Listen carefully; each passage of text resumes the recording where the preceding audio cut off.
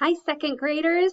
It's Mrs. Katzenberger, and just like you, I have moved to second grade from first grade this year, and I am really excited to be your teacher. We're going to have a lot of fun learning with each other. We're going to start doing that virtually, and then hopefully we'll move to a place where we can come together in the classroom face to face. But for those of you who I'm meeting for the first time and those who don't know me yet, because some of you do, I made a really quick video to tell you a little bit more about myself. Now you may not know this, but I used to be a professional baseball player for the Washington Nationals. And my friends from first grade are sitting there thinking, that's not true, and they're right.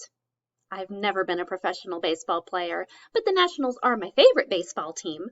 So that's something about me. And I also like to joke around. These are the two schools where I went to college. I went to West Virginia University a long time ago, and then I went to NC State, and that's where I learned how to be a teacher. And the last thing that I want to tell you is that I have been teaching for 10 years at Mills Park. But this is my first time teaching second grade.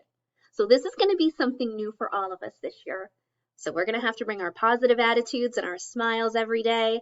And I know that we are going to have an awesome year.